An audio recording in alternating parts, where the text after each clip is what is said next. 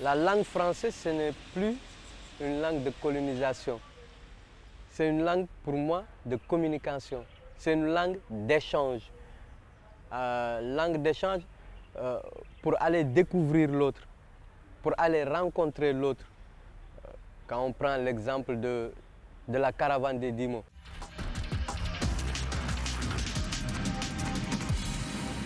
Maintenant, nous allons parler de francophonie des peuples. Tout à fait, car la francophonie ne doit pas seulement être l'affaire des États et des gouvernements. Les peuples ont aussi leur mot à dire.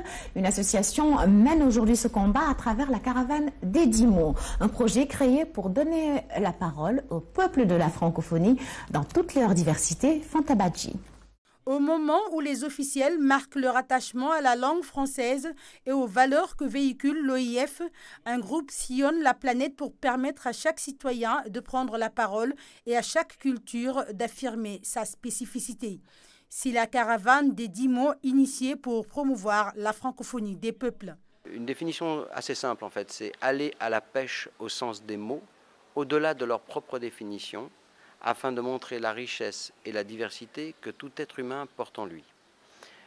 Et c'est là, de ça, qu'est née la francophonie des peuples. Pour la caravane des 10 mots, c'est une francophonie culturelle, puisque chaque peuple est porteur d'une identité, chaque individu aussi est porteur d'une identité culturelle, et à travers la langue, il l'exprime tout particulièrement. Cette idée de francophonie des peuples a vu le jour en 2006, et le projet, dans sa conception, prend en compte les besoins et les préoccupations des populations ayant en commun l'usage du français, quelle que soit leur diversité. Nous devons démontrer que toute personne qui parle cette langue l'enrichit par ce qu'il est. Cette francophonie n'aura, pour nous en tout cas, d'avenir que si on reprend conscience que sans les peuples, elle ne peut pas fonctionner. La diversité culturelle, la diversité linguistique sont sans doute parmi les enjeux majeurs de notre siècle. Quel sens cela aurait s'il n'y avait pas j'allais dire sur le terrain, une adhésion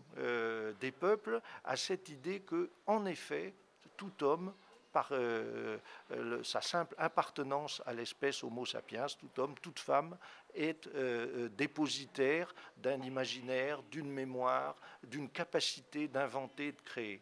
Cette caravane des 10 mots a donné des résultats probants. Aujourd'hui, grâce à ce projet, de nombreuses communautés francophones minoritaires ont pu se battre pour le maintien de la langue française. Au Canada, il y a 2 langues officielles. Au Québec, la langue est plus majoritaire. Moi, j'habite au Yukon, dans une petite communauté francophone qui est dans le nord canadien.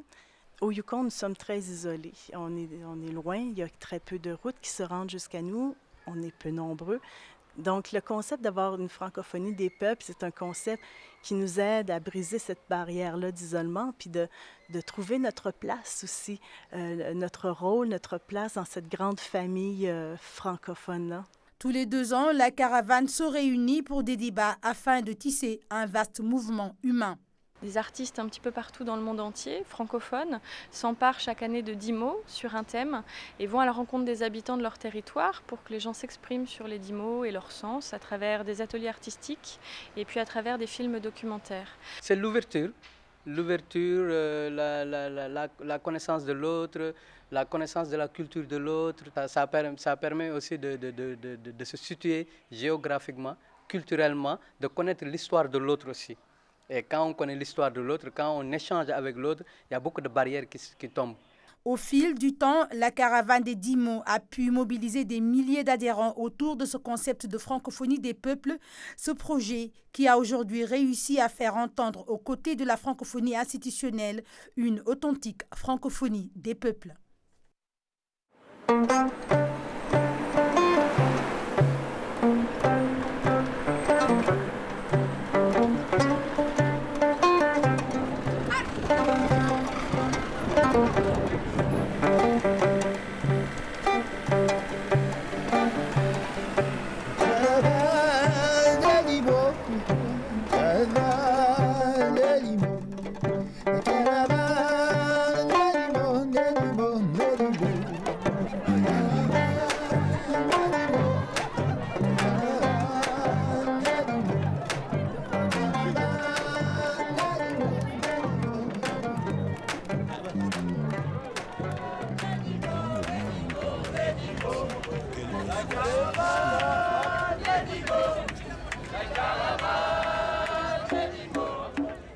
En réalité, ce projet, qui est né dans une région de France, la région Rhône-Alpes, à partir d'un modèle qui était celui de la caravane des 10 mots dans la région Rhône-Alpes, ce modèle a essaimé. Et à bien des égards, il échappe à ses concepteurs. Parce que chaque responsable de caravane, chaque acteur de la caravane réinterprète ce modèle à sa manière, sur un territoire et en direction d'un public qui nécessairement est différent d'un pays à l'autre ou d'une région à l'autre. Mais ce qui est passionnant dans ce projet, c'est que toutes ces caravanes se retrouvent autour de valeurs partagées, d'une idée commune de la langue et de la langue comme porteuse de culture.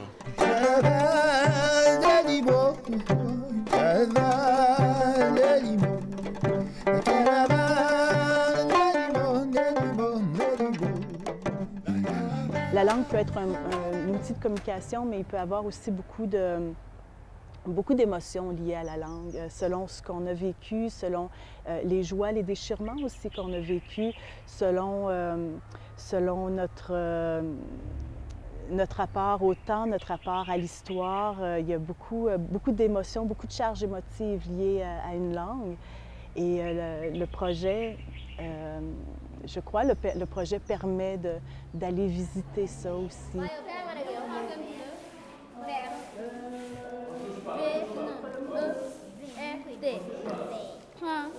Une nuit. Tu lis ça? Je marchais dans la rue et je l'ai rencontré par hasard. Moi, francophonie, je choisirais Senghor. Pourquoi?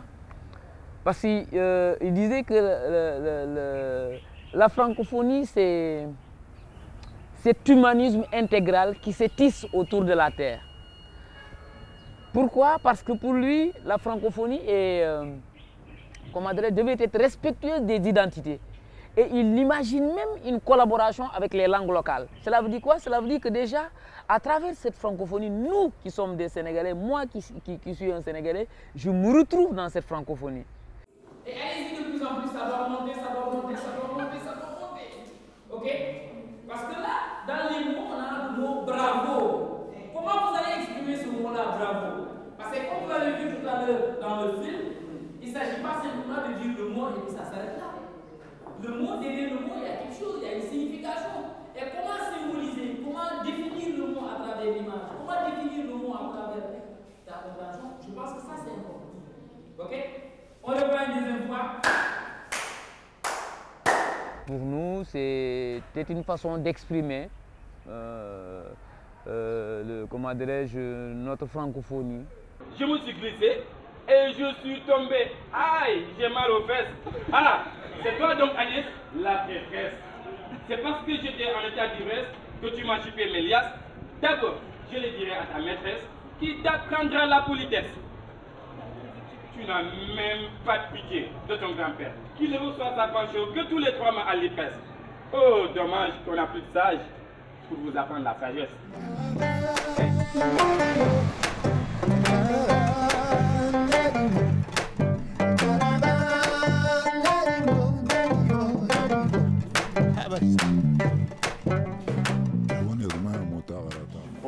Le diagnostic, il doit nous permettre de poser les bases du projet pour que ce projet ait du sens par rapport au contexte dans lequel il va s'inscrire.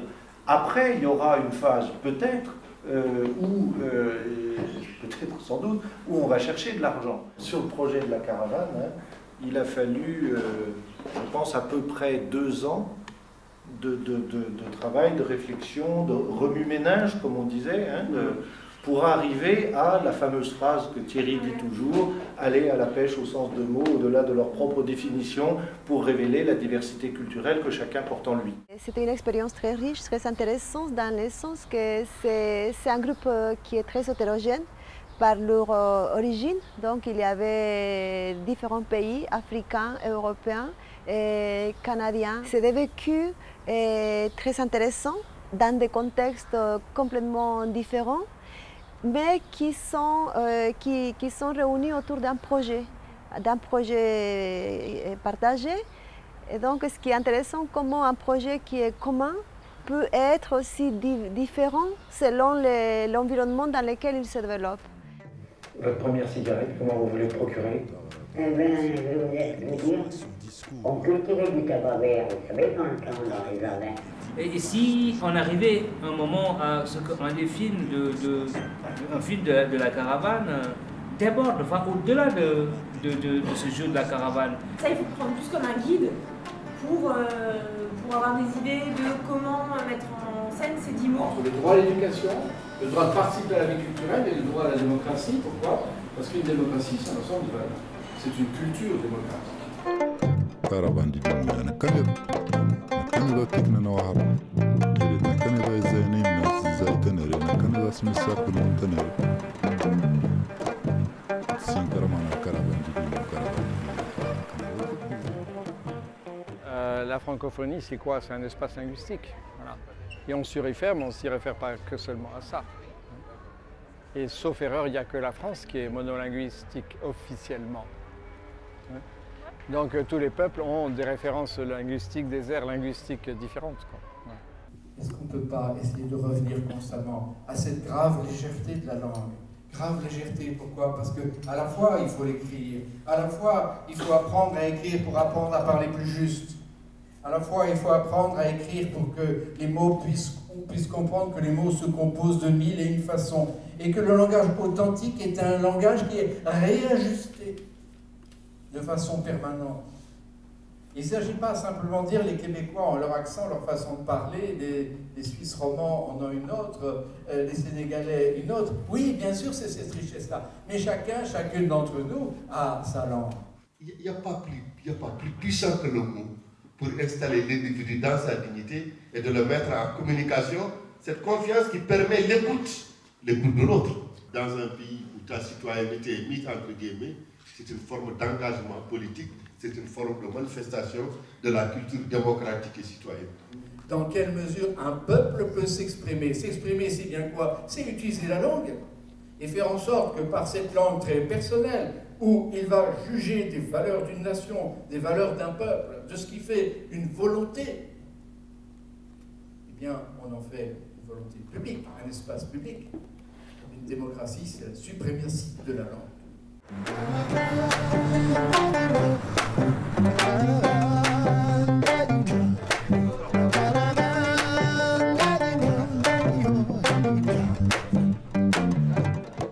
Alors, Tchéboudienne.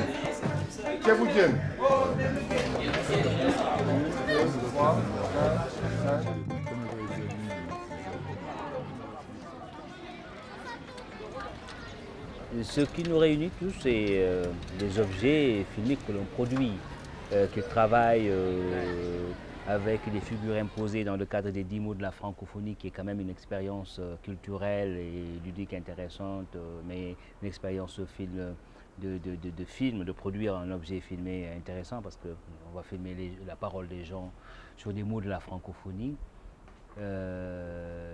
Ce qu'on échange en fait, c'est des échanges d'expériences autour de cette expérience de filmer la parole. Qu'est-ce que ça veut dire filmer la parole? Qu'est-ce que ça veut dire rendre la parole des gens plus intéressante à entendre et à écouter? Qu'est-ce que ça veut dire faire la mise en scène de cette parole-là dans un film? Alors, bien sûr, c'est parti pour être une belle soirée de partage et on est exceptionnellement très heureux de recevoir la caravane des 10 mots au Sénégal, mais aussi avec le public africain. Exceptionnellement, ce soir, nous avons des réalisateurs qui sont venus partager leur magie avec le public africain.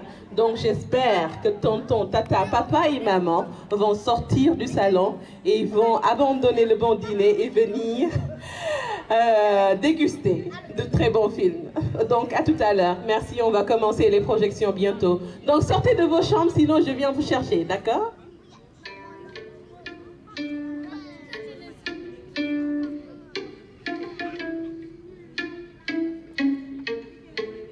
Ensuite, ces films, vu que nous sommes un réseau d'artistes, sont rassemblés sur un DVD qui est diffusé dans l'ensemble du réseau. Et donc c'est ainsi qu'au Bénin, à Cotonou, quelqu'un pourra voir un film tourné au Yukon, au Canada, près de l'Alaska, et inversement, quelqu'un qui est au Brésil pourra voir un film tourné au sud de la RDC. Oui, je dirais un truc comme ça passerait très.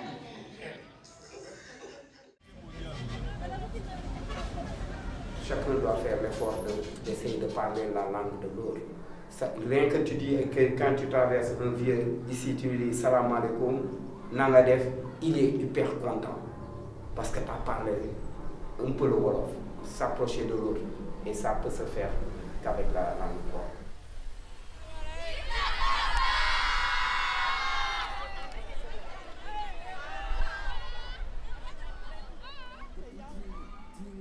Des silhouettes se dessinent et se souviennent de nous, des hommes géants, sortent du néant, de la blessure du monde et de son trou béant, des tableaux, des sorcières à salaire redoutable, comme un seul homme se lève. La liberté est une formule magique pour nos cœurs détenus dans des cages thoraciques. Digne et debout, debout et digne.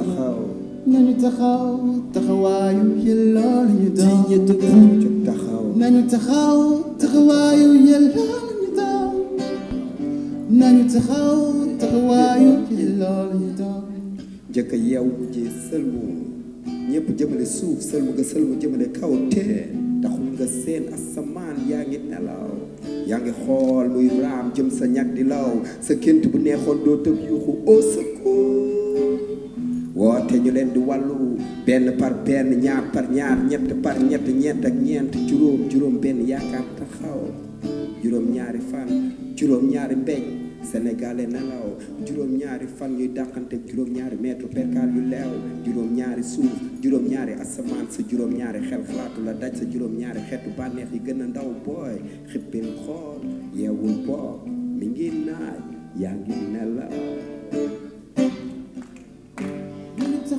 jóg taxawaayu yelloo lañu doon debout et digne nañu taxaw taxawaayu yelloo lañu doon jóg taxaw taxawaayu yelloo lañu doon debout et digne jóg taxaw nañu taxaw taxawaayu yelloo lañu doon liberté Dakar Monrovia gravé dans l'écorce d'acacia dans les cases dans les camps dans les âmes comme les champs dans les champs de la canne, c'est le son des parias, des nuées, des myriades. Il tient vertical, colonne, séquoiage.